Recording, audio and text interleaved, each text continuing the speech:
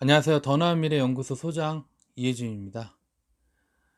오늘 제가 여러분들께 말씀드릴 내용은 학교 폭력에서 과연 변호사가 필요한가에 대해서 제가 말씀을 드리려고 합니다. 저는 여러분 저 변호사도 아니고 행정사도 아니고 법무사도 아닙니다. 근데 제가 이런 얘기를 하면 아마도 이 영상을 보시는 혹시라도 변호사분이나 아마 행정사분이나 법무사분들이 일부에 계신 그런 분들이 저에 대해서 비난을 할 수도 있습니다.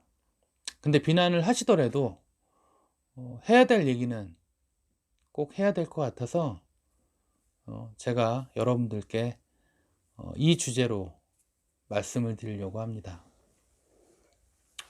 여러분, 우리가 일상생활에서 변호사를 선임하는 이유는 법률적인 소송 처리 절차에서 법적 조력을 얻기 위해서 변호사를 선임을 합니다. 그런데 학교 폭력의 처리 절차를 과연 이거를 법률적인 처리 소송 절차로 봐야 되는지가 저는 좀 사실 의문이거든요. 저는 개인적으로 학교 폭력에 대한 처리 절차는 법률적인 처리 절차라기보다는 저는 행정 처리 절차라고 생각을 합니다. 그렇기 때문에 변호사가 실질적으로 선임이 돼서 학교 폭력에 진행이 된다 하더라도 변호사가 역할을 할 수 있는 부분들은 지극히 제한적이지 않을까 생각을 하고 있다라는 겁니다. 여러분 한번 생각을 해보세요. 우리가 일반적으로 형사소송과 민사소송에는 변호사가 개입할 여지가 굉장히 크죠. 왜냐하면 정관 변호사를 선임할 경우에는 검찰 수사 단계에서 정관 변호사가 검사들하고의 일정 부분에 대한 커뮤니케이션을 함으로써 형량을 좌우할 수 있는 부분들이 있으니까요. 검찰 구형 단계에서. 근데 한번 생각을 해보세요, 여러분. 학교 폭력 처리 절차에서 변호사가 선임이 되면 도대체 변호사는 누구하고 커뮤니케이션을 하겠습니까? 커뮤니케이션 할 만한 기회 자체가 없습니다. 그렇기 때문에 저는 사실 학교 폭력에서 변호사를 선임한다라는 거에 대해서 다소 저는 부정적으로 생각을 합니다. 얼마 전에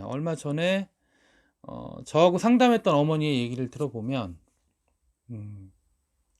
자녀가 피해 학생임에도 불구하고 학폭위에 쌍방폭력으로 가해 학생으로 안건이 상정이 되었습니다. 당연히 어머니 입장에선 불안할 수밖에 없죠. 피해 학생인 자녀가 가해 학생으로도 안건이 상정될 수 있다라는, 아니 선도 조치가 될 수 있다라는 불안감이 있었기 때문에 그 어머니는 사실 며칠 동안 잠을 못 이뤘습니다. 그러다가 결국에는 강남의 학폭 전문 변호사를 선임을 하게 됐습니다. 선임 비용은 1,000만 원이었습니다.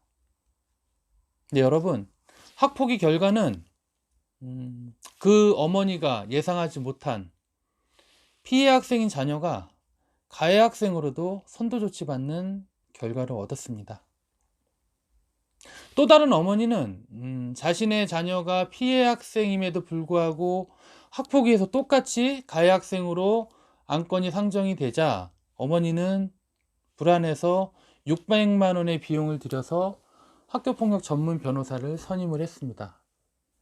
그 어머니는 저에게 학교 폭력의 처리 과정에서 실질적인 도움을 받지 못했다고 저한테 억울함을 호소했습니다.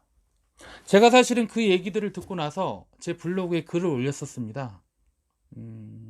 사실은 그 글이 사실은 학교 폭력 전문 변호사 그리고 행정사 법무사 분들이 보기를 바라는 마음으로 글을 올렸었고, 그리고 이 학교 폭력을 경험하지 못한 불특정 다수의 부모님들이 보기를 원했었는데 그 글은 예전에 저하고 상담했던 1,000만 원의 비용을 들여서 학폭 전문 변호사를 선임했던 그 어머님이 그 글을 보고 저에게 장문의 댓글을 달았습니다. 비밀 댓글로. 자신과 같은 피해 부모가 없었으면 좋겠다라는 식의 댓글과, 그리고 저에게 이러한 내용들을 블로그에 올려줘서 굉장히 고맙다는 내용으로 비밀 댓글을 달아주셨습니다. 여러분, 학교폭력대책심의위원회는 직간접적인 증거로 심의를 합니다. 근데 대부분의 학교폭력은 직간접적인 증거가 없습니다. 결국에는 그러한 논리를 갖추고 학폭위 심의위원들을 설득하는 과정이 실질적으로 학폭위에서 해야 되는 일들입니다. 실제 여러분들께서 학교폭력 전문 변호사를 선임한다 하더라도 그 전문 변호사가 직간접적인 증거들을 찾아주지 않습니다. 어차피 학폭의 처리 절차의 모든 것들은 피해 부모가 맡아서 주도적으로 해야 됩니다. 제가 여러분들한테 드리고 싶은 말씀은,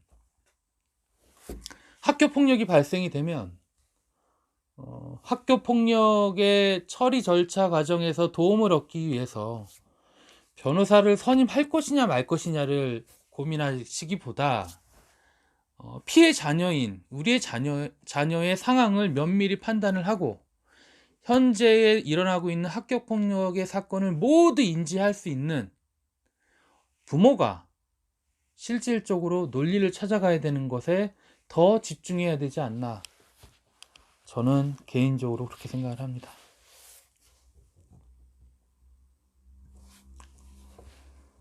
학교폭력에 대한 처리 절차에 대해서 피해 부모들이 상처를 받지 않았으면 좋겠습니다.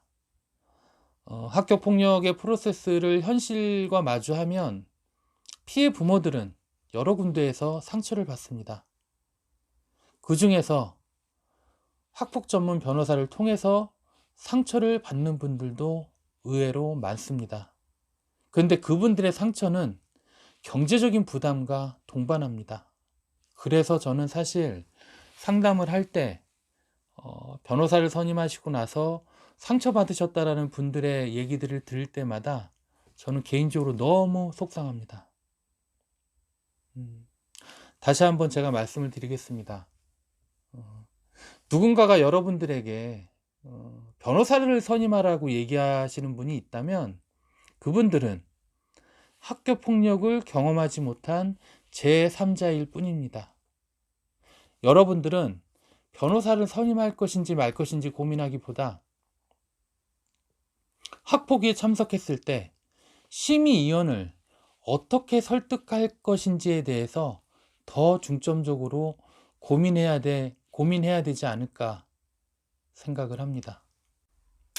부디 학교폭력 피해 가족들이 변호사로 인해서 상처받지 않았으면 좋겠습니다.